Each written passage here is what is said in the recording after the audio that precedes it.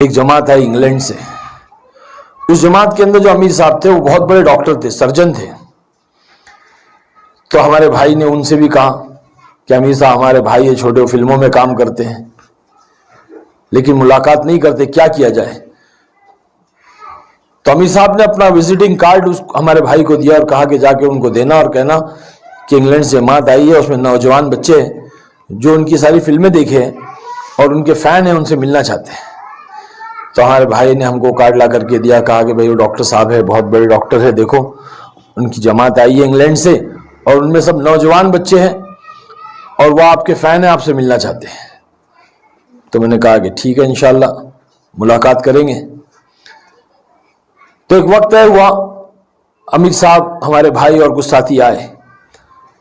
تو میں نے کہا ہمارے بھائی سے کہ کہاں ہے ڈاکٹر صاحب؟ تو بتلایا کہ یہ ہے ڈاکٹر صاحب. تو یہ تو مولوی صاحب ہے. میرے ذہن میں تھا کہ ڈاکٹر تو سوٹ بوٹ میں ہوں گے, سوٹ بوٹ ٹائی لگا کر کے کوئی ڈاکٹر آئے گا, اتنا بڑا ڈاکٹر ہے, اتنا بڑا اس کا پوسٹ ہے. تو کہنے لگے کہ نہیں یہی ڈاکٹر صاحب جو ہے یہی ہے اور یہ سنت لباس میں سنت طریقے میں آئے ہیں. تو بڑا متاثر ہوا میں کہ اچھا ڈاکٹر بھی ایسے رہتے ہیں.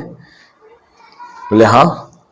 پھر انہوں نے 1 گھنٹے مجھ سے انگریزی میں انگلش میں جو ہے بات کی, کیونکہ ان کو ہندی نہیں آتی تھی, تو انگلش میں انہوں نے مجھ سے بات کی. میں بہت متاثر ہوا. پھر اس کے بعد میں انہوں نے میری تشکیل کی, کہا کہ بھئی آپ مرکز میں ہمارے ساتھیوں سے ملنے کے لیے آ جائیں. ہفتے کے دن جو ہے وہ وہاں کا اجتماع کا دن تھا. تو کہا کہ ہمارے ساتھیوں سے ملنے, نوجوان بچے آپ سے ملنے کے لیے بڑے منتظر ہیں, آپ کو بہت چاہتے ہیں, آپ کے فین ہیں, آپ آ جائیں. تو میں نے کہا کہ ٹھیک ہے میں آ جاؤں گا. میں چلا گیا. تو جیسے ہی میں مسجد میں گیا تو بچے سب لوگ میرے پیچھے, راکی آ گیا, راکی آ گیا, کیونکہ اس وقت بڑی شہرت تھی اور وہ جیسے ایک نام مل گیا تھا, جو فلم میں نام تھا راکی وہی نام پڑ گیا تھا. تو میں جو ہے وہاں پہ گیا مسجد میں, تو ایک کمرے میں مجھے لے آ کر کے بیٹھا دیا. تو وہاں پہ بات ہو رہی تھی, میں سن رہا تھا. وہ ساتھی کہہ رہے تھے کہ اللہ نے دین میں کامیابی رکھی ہے, اور مجھے نہیں معلوم تھا دین کس کو کہتے ہیں. میں سمجھنے لگا کہ دین مطلب دن اور رات. تو میں نے سوچا کہ یار یہ کہہ رہے دن میں کامیابی ہوتی ہے, ہمارے وہاں تو رات میں کامیابی ہوتی ہے,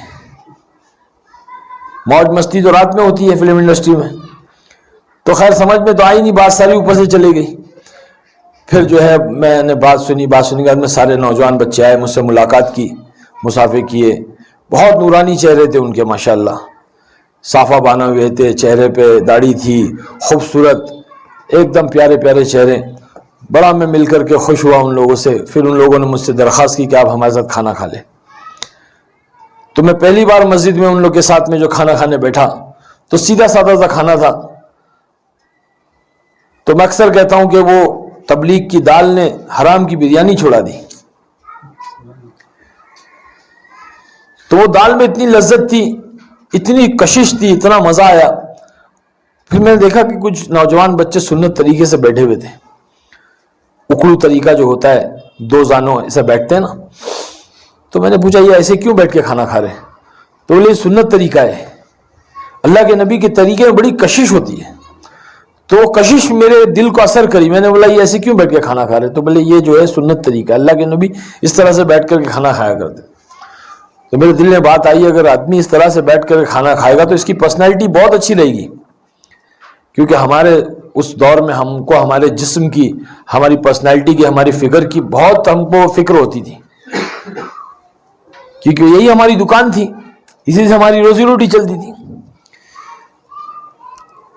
تو میرے دل میں بات آئی کہ تو بہترین طریقہ ہے تو کھانا کھانے کا. پھر کھانا کھا لیے. پھر اس کے بعد میں کہنے لگے کہ آپ ہمارے ساتھ سو جاؤ, آج اللہ کے گھر میں مسجد کی چٹائی پہ آپ سو جاؤ. آپ تو نرم نرم گدوں پہ سوتے ہو, ایئر کنڈیشن کمروں میں سوتے ہو, 5 اسٹار ہوٹلوں میں سوتے ہو, آج ہمارے گھر اللہ کے گھر میں ہمارے ساتھ سو جاؤ. بار بار یہ کہنے لگے اللہ کے گھر میں, اللہ کے گھر میں, مسجد کی چٹائی میں. تو میں نے بولا بھائی ٹھیک ہے میں سو جاؤں گا. تو سونے کی تیاری کی. کھانا کھایا, کھانے کے بعد میں عشاء کے بعد میں جو ہے کھانا کھا کے سونے کی تیاری ہوئی. تو سونے سے پہلے مشورہ ہوا کہ اللہ کے راستے میں جو جماعتیں آئی ہوئی ہے, اللہ کے راستے میں جو لوگ آئے ہوئے, ان کی نگرانی کرنے کے لیے ساتھی طے کیے جا رہے تھے. کہ کون چوکیداری کرے گا تاکہ یہ اللہ کے راستے میں نکلے ہوئے جو مہمان ہیں ان کی اور ان کے سامان کی چوکیداری کے لیے ساتھی طے کیے جا رہے تھے. تو امیر صاحب نے کہا کہ جو آنکھ اللہ کے راستے میں نکلے ہوئے لوگوں کے لیے جاگے گی, ان کی چوکیداری, ان کی نگرانی کرے گی, تو اس آنکھ کے اوپر اللہ پاک جہنم کی آگ کو حرام کر دے گا. تو یہ بات سن کر کے بہت اچھا لگا. میں نے کہا کہ میں جاگوں گا. بڑے جوش میں تھا میں نے کہا میں جاگوں گا. تو امیر صاحب نے طے کیا ٹھیک ہے, عارف خان صاحب بھی جو ہے وہ رات کو ان کو 2 بجے اٹھا دینا, ابھی آپ آرام کر لو, آپ شوٹنگ سے آئے ہو تو آپ تھکے ہوئے ہو, ابھی آپ آرام کر لو, 2 بجے آپ کو اٹھا دیا جائے گا. تو ایک ساتھی ہے فاروق جناب, وہ آ کر کے اٹھائے انہوں نے مجھے. تو جب میں اٹھا ان کے ساتھ میں ایسی نیند میں جا کر کے میں مسجد کے دروازے پر, مرکز کے دروازے پر بیٹھ گیا. تو فاروق بھائی نے جو ہے وہ اللہ رسول کی بات شروع کی. تو میرے دل میں خیال آیا کہ عارف خان تو اتنا بڑا سٹار بن گیا ہے, فلم ایکٹر ہو گیا ہے, اور اللہ کے گھر کی چوکٹ پہ بیٹھ کر کے چوکیداری کر رہا ہے.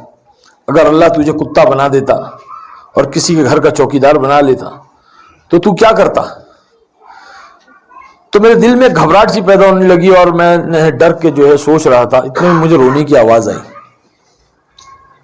تو میں نے دیکھا کہ پہلی صف میں کوئی لوگ رات کو تہجد میں رو رہے ہیں, بل بلا کے رو رہے ہیں, دہاڑے مار مار کے رو رہے ہیں.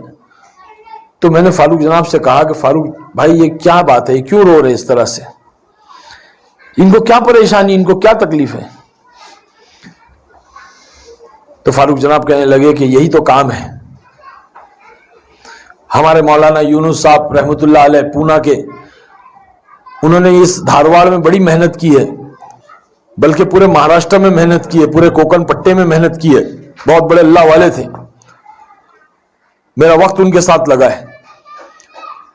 تو مولانا اکثر اپنے بیان میں کہتے تھے کہ کہاں ملیں گے ایسے نوکر, کہاں ملیں گے ایسے غلام, کہاں ملیں گے ایسے خادم جو اپنا لگاتے ہیں, اپنا کھپاتے ہیں, اپنا لوٹاتے اور پھر راتوں کو اٹھ کر کے کہتے ہیں کہ اللہ معاف کر دے, اے اللہ معاف کر دے, جیسا کرنا تھا ویسے نہیں کیا. بس وہ چیز میں نے دیکھی وہاں پہ کہ لوگ راتوں کو اٹھ کر کے رو رہے ہیں, اللہ جیسا کرنا تھا ویسے نہیں کیا, اے اللہ معاف کر دے. تو میں بڑا پریشان ہوا. میں بولا یہ کیا ماجرا ہے, آج کوئی کسی کے لیے نہیں روتا ہے. سگی ماں اور سگا باپ جو ہے وہ راتوں کو سوتے ہیں, رات تو رات, دن میں بھی نہیں کوئی روتا ہے اپنی اولاد کے لیے, کوئی فکر نہیں کرتا اپنی سگی اولاد کے لیے. سگی ماں اپنی سگی اولاد کے لیے اتنا نہیں روتی ہے کہ اللہ تو اس کو ہدایت دے دے, اللہ میرے بچے کو نیک صالح بنا دے, دین کا دائی بنا دے, دیندار بنا دے, اللہ معاف کرے. آج کوئی نہیں فکر کرتا اس بات کی, اور یہ دنیا کے لیے رو رہے ہیں, انسانیت کے لیے رو رہے ہیں. تو بڑا تعجب ہوا, بڑا دکھ ہوا. میں اٹھ کر کے گیا, میں نے وضو کیا اور میں نے پہلی بار تہجد کی 2 رکعت نماز پڑھی. نماز تو آتی نہیں تھی پڑھنے کے لیے صحیح ڈھنگ سے, بس نماز پڑھ لی اور اللہ سے دعا کی, اللہ اگر یہ سچے ہیں, ان کا رونا سچا ہے, ان کا یہ کام سچا ہے, اللہ تو جانتا ہے میں تو گنہگار ہوں, تو مجھے ہدایت دے دے اور ان کے ساتھ مجھے جوڑ دے. بس وہ وقت جو تھا وہ ہدایت کا وقت تھا.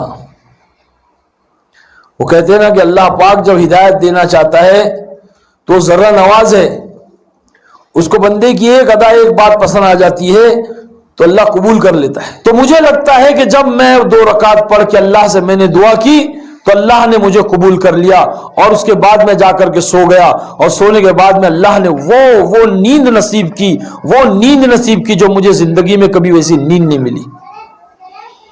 وہ سکون کی نیند اللہ کے گھر کی چٹائی میں اللہ نے نصیب کی, جو مجھے بڑی بڑی 5 اسٹار ہوٹلوں میں اور جو ہے مجھے نرم نرم گدوں میں وہ نیند نہیں ملی.